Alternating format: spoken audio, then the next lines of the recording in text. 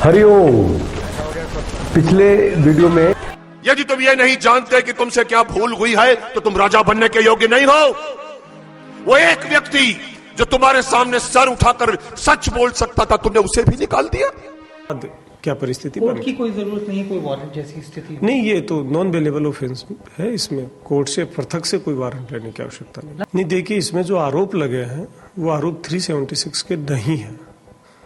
आरोप 376 के नहीं है। ऐसे में आरोप जो है उन आरोपों को साबित करने के लिए जो एविडेंस कलेक्शन है, उस एविडेंस कलेक्शन में समय लगा है। मैं रिकॉर्ड्स को देखता हूँ। अब ये रेप केस कहते हैं जोधपुर में, मैंने एफआईआर देखा, वहाँ पुलिस ने साफ लिखा है कि देयर इज नो रेप। और दिल्ली पुलिस ने तो लोकनायक जयप्रकाश नारायण हॉस्पिटल में रिपोर्ट लिया है कि एक स्क्रैच भी नहीं है। तो अब क्या बाकी केस क्या है उसमें कि ये 18 साल से कम लड़की है और उसने बयान दिया कि इन्होंने मेरे ऊपर हाथ लगाई। और पॉस्को जो नया कानून बनी है उसके अनुसार जो 18 साल से कम लड़की है उसके बयान को सही मान करके केस चलाना होता है। उसमें जो विटनेसेस थे, सुप्रीम कोर्ट ने मुझे कहा कि 6 विटनेसेस हैं, ये मटेरियल विटनेसेस हैं, इनका पूरा पूछताछ होने के बाद आप बेल के लिए अप्लाई कर सकते हैं। ये 6 का 6 जिंदा है, पूरा उनके बयान हो गई है। तो कौन कहाँ मर रहा है, किस विटनेस लिस्ट में है, ये तो टेलीविज़न में मुझे दिखाई पड़ता है। जब मैं कागज़ में देखता हूँ उनका नाम नहीं दिखता। इसके पीछे कोई पैसा खर्च करके प्रचार कर रहे हैं। पर जितना पैसा उनके पास है वो शायद ही और किसी के पास होगा। वो अक्लमंद से पैसा खर्च नहीं कर रहे हैं, ये इतना अर्थ है। आप लोग जो देखते होंगे वो ऐसे लोग हैं जो अक्लमंद से कर रहे हैं। कि आशाराम जी बापू के ऊपर जो भी आक्षेप लगे हैं और जो भी केसेस दर्ज किए गए हैं वो दोनों केस झूठे हैं। ये एक फर्जी केस है और ये केस फर्जी है, झूठे है। मैं इसलिए नहीं कहता हूं कि मैं आशाराम जी बापू में श्रद्धा रखता हूं, मैं इसलिए कहता हूं कि एक पुलिस अधिकारी के नाते मैं कानून जानता हूं और उनकी एफआईआर पढ़ने के बाद मुझे पता चला है, मैं तो जेल में था, लेकिन जो भी कुछ हुआ है वो गलत हुआ है। ये उनका जो अरेस्ट हुआ है उस अरेस्ट के पीछे भी पॉलिटिकल फोर्सेस काम कर गए। आपको पता है जो पॉलिटिकल फोर्सेस मेरे पीछे पड़ गए थे, पुनित भाई शाह साहब, जो पॉलिटिकल फोर्सेस मेरे पीछे पड़ गए थे वो ही पॉलिटिकल फोर्सेस उनके पीछे पड़ गए हैं और उनको जेल के अंदर भेजा हुआ है। तो अपने अपने इलाकों में सावधान रहो। आपके हिंदू भाइयों को, भोलों को लोग भी धर्मी बना दे, फिर उनके बच्चे तुम्हारे दुश्मन हो जाएंगे। जयराम जी की फिर आपस में लड़ मर के कैसे, पहले ही हमने बहुत कुछ सहा है, पहले ही बहुत जुल्म सहा है, अभी भी अगर ऐसे ही होता रहा तो हमारे देश का क्या हाल होगा। इन लोगों की चाल है कि देश में टुकड़े टुकड़े करा देना। हमारा देश अखंड रहेगा, क्यों नहीं रहेगा। हम लोग मिलकर एक दूसरे को ज्ञान के रास्ते ले जाएंगे, एक दूसरे को मदद करेंगे, एक दूसरे को बचाएंगे, अखंड रखेंगे अपने देश को। क्यों टुकड़ा टुकड़ा होने देंगे हम। और फिर मुझे लगा है कि वो तमाम लोग जो मीडिया से जुड़े हुए हैं, समाचार देखते हैं और उस हिसाब से अपनी राय बनाते हैं, उन तक ये बात पहुंचनी जरूरी है कि संत शिरोमणि पूज्य आसाराम बापू जी का जो सैकड़ों आश्रम हैं वो क्या थे, क्या होता था वहाँ, किस तरह की गतिविधियाँ होती थी और आज कैसे चल रहा है। तो YouTube पे बहुत सारे लोग हैं जिन्होंने काम किया हुआ है, लेकिन लोगों तक पहुंचा नहीं है। हमारी भी कोशिश है कि आप देखें, सुने, समझें कि पूज्य आसाराम बापू जी का जो आश्रम है, जो पूरी दुनिया में है, भारत में है, जहाँ की अब जब तक कि पिछले 9 सालों से जेल में है, तो उनकी चरण पादुका खड़ाओं, जैसे कि भरत ने अयोध्या की सत्ता राम जी के खड़ाओं गद्दी पे डाल के संभाली थी, ऐसे ही पूज्य आसाराम बापू जी का जो अध्यात्म है, का जो चिंतन है, उनकी जो साधना है, उनसे जो जुड़े लोग हैं, उनकी खड़ाओं रख के उनको अपनी श्रद्धा देते हैं और ज़िंदगी में वो सारे काम कर रहे हैं जो जिसकी सीख उन्होंने दी थी। उनसे जो जुड़े हुए लोग हैं 30 साल से हैं, 35 साल से हैं, 15 सालों से हैं, 18 सालों से हैं, वो सब वहाँ किस तरीके से समर्पित हैं, उन सब की बात एक एक करके हम सुनते हैं देखिए, बापूजी से जो हमको यहाँ आश्रम में रहते हुए जो स्नेह मिला है, जो प्यार मिला है, जो जीवन में ऊंचाई मिली है, वो बनावटी नहीं हो सकती। एक आदमी बनावटी करके एक नाटक कर सकता है क्योंकि उसको पैसा मिलता है, अपना जीवन नहीं दे सकता।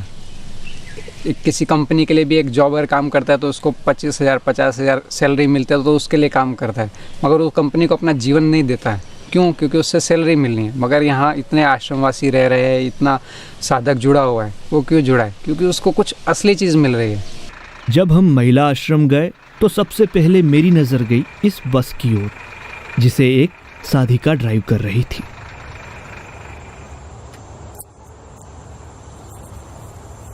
पिछले 16 वर्षों में कई सेवाएं हमने की हैं नारी उत्थान के लिए, और एक विशेष सेवा में ये रही है, हमारी आश्रम की एक विशेष प्रवृत्ति रही है आयुर्वेदिक चल चिकित्सालय, जिसमें मेरी ड्राइविंग करने की पिछले 16 सालों से सेवा रही है।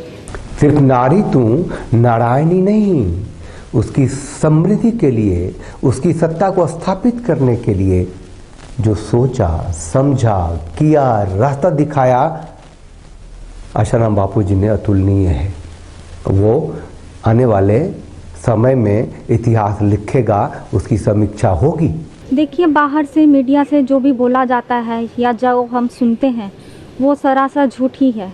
हमने ना तो आज तक ऐसा कभी देखा और ना ही कभी कुछ ऐसा सुना है। तो मैं पिछले 16 सालों से आश्रम में रहती हूँ। अगर 16 साल तो किसी भी चीज़ को जानने के लिए बहुत हो जाते हैं। हमने ना तो आज तक ऐसा आश्रम में कभी देखा है, और हमने तो यहाँ पर आध्यात्मिकता, सेवा, साधना करके अपने जीवन का उत्थान ही किया है। तब बापू जो सत्संग करते थे, जो ऊंचा ज्ञान देते थे, उससे हम सारे बच्चे आज वंचित हैं और हम उस पहले जीवन को याद करते हैं। बस हम यही कहना चाहते हैं कि हमारे बापूजी जल्द से जल्द आ जाए। और जो यहाँ रह रही है इतने सालों से लड़कियाँ, उनको आगे कोई पूछता नहीं है कि भाई आप लोग का क्या है, मतलब आप लोग की जीवनचर्या क्या है, आप लोग को क्या यहाँ से फ़ायदा मिलता है, हमको कोई नहीं पूछता है। आश्रम का यही उद्देश्य है, तन तंदुरुस्त रहे सबका, मन प्रसन्न रहे सबका, बुद्धि में भगवान की भक्ति रहे सबको, और लोग उठाकर शमशान में छोड़कर आ जाए उसके पहले भगवान से मुलाकात हो जाए, आत्म कल्याण कर ले, आत्मानुभूति कर ले। ये इस आश्रम का उद्देश्य है। आसाराम बापू एक फियरलेस आदमी, किस बात का डर, किसका डर? उन्हें पता क्या था कि जो राजनीति में जुड़े हुए हैं, जो भारत को तोड़ने की प्रक्रिया में लगे हुए हैं, जो हिंदुत्व से नफरत करते हैं, जिन्होंने अपनी राजनीतिक सत्ता का इस कदर से खेल किया है, दुरुपयोग किया है कि इन जैसे सन्यासी साधक की भी मिट्टी पलीत कर सकते हैं, इन्हें भी वो, जैसे कि असीमानंद को जेल में डाला एक ब्लास्ट केस में, साध्वी प्रज्ञा को डाला आतंकवादी बना के, कर्नल पुरोहित आर्मी में थे उनको डाला, इनको भी डाल दिया चरित्र हनन के केस में पोस्को लगा के। लोग हमसे सवाल पूछते हैं, कार्यक्रम में आए हुए लोग सवाल पूछते हैं कि क्या संत आशाराम बापूजी को न्याय मिला? क्या अदालतों ने न्याय दिया? क्या न्यायपालिका, कार्यपालिका, मीडिया, इन सब ने उस पर काम किया? नहीं किया। गलत उसके अगेंस्ट दिखाई जाती है। अगर आतंकवादी भूख हड़ताल कर दे, आतंकवादी बीमार हो जाए तो उसके लिए बहुत मीडिया एक्टिव हो जाएगी। सारे मीडिया, सारे चैनल चलाने लगेंगे, बीमार हो गया, बुखार हो गया, डेंगू हो गया, कोरोना हो गया, ये हो गया, भूख हड़ताल पे, खाना नहीं खा रहा, ये नहीं खा रहा। लेकिन संत आशाराम बापूजी के लिए, संत के लिए, एक हिंदू सनातनी परंपरा को बढ़ाने वाले इकलौते संत के लिए, क्या कभी मीडिया में आपने खबर सुनी कि वो बीमार हैं? उनके स्वास्थ्य की चिंता किसी मंत्री ने ली? और मंत्रियों की बात मैं इसलिए कह रहा हूं, आपको याद होगा पिछली सत्ता के भी और वर्तमान सत्ता का ऐसा कोई केंद्र और राज्य सरकार का विधायक, सांसद, मंत्री, प्रधानमंत्री नहीं रहा होगा जिसने संत आशाराम बापूजी के दर्शन लाभ न लिए हो और आशीर्वाद न लिया हो। राजनीति के शिकार हुए संत आशाराम बापूजी, इसमें कोई शक नहीं है कि राजनीति के शिकार इसलिए हुए हैं कि वो हिंदू की बात करते थे, हिंदुत्व की बात करते थे, धर्म की बात करते थे, आस्था की बात करते थे, ऋषि संस्कृति की बात करते थे। आज़ादी के बाद के भारत में जो धर्मांतरण हो रहा है उसके विरोध में खड़े होने के लिए कहते थे। आज़ादी के बाद के भारत में, बंटवारे के बाद के भारत में जो शिवा राम कृष्ण की जन्मभूमि है उस पर भी किसी का अधिकार शेष है तो देश गुलाम है, वो समझाते थे तुम्हें करना क्या है, तुम्हें संगठित कैसे होना है, तुम्हें हासिल कैसे करना है अपने धर्म को, अपने तंत्र को, अपनी व्यवस्था को। कैसे जीना है वो बताते थे। तो जो इसके विरोध में है और राजनीति में है और ताकत में है वो तो कुछ भी कर सकते थे, उन्होंने नहीं किया। जब भी कोई अच्छी हृदय को रोमांचित करने वाली खबर आएगी पूज्य आसाराम बापू जी के बारे में हम उसे लेके आते रहेंगे। आप लोग चैनल को लाइक कीजिए, शेयर कीजिए, सब्सक्राइब कीजिए और उस बेल आइकन को प्रेस कर दीजिए जिससे कि आपको नोटिफिकेशन मिलता रहेगा। तो सबको आज के लिए मेरा हरिओम।